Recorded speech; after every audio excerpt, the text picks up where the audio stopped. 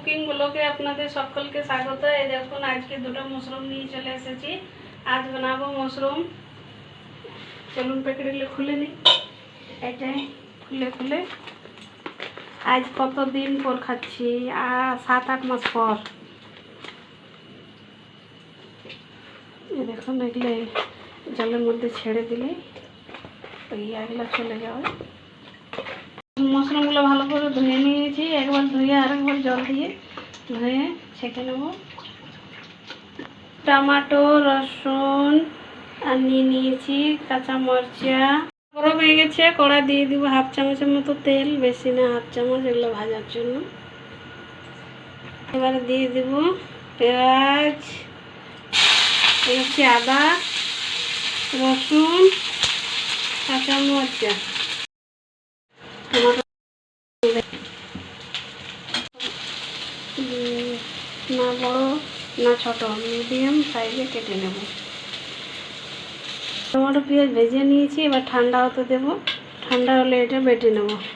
কড়া গরম হয়ে গেছে, কড়া দিয়ে দিচ্ছি তেল।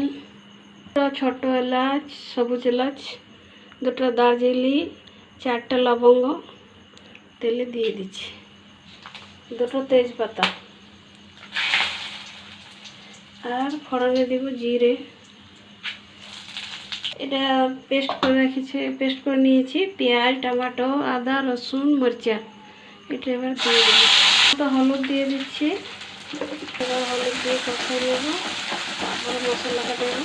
গুঁড়ো দিয়ে দিচ্ছি, কাশ্মীর লাল মরিচের গুঁড়ো। এবার দিয়ে দিচ্ছি মশলা। নিচে অল্প একটু জল দিয়ে দেবো, জল দিয়ে অল্প একটু কষে নেব।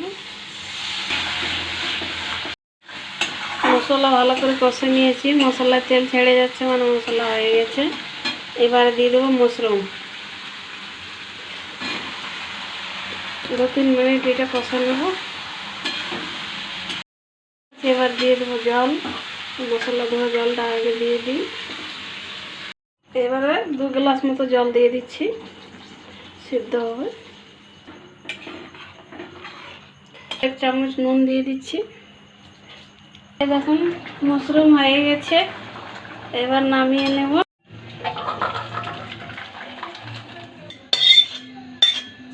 এই দেখুন মাশরুম রেডি। ভিডিওটা ভালো লাগলে লাইক, শেয়ার, সাবস্ক্রাইব আর কমেন্ট করতে ভুলবেন না।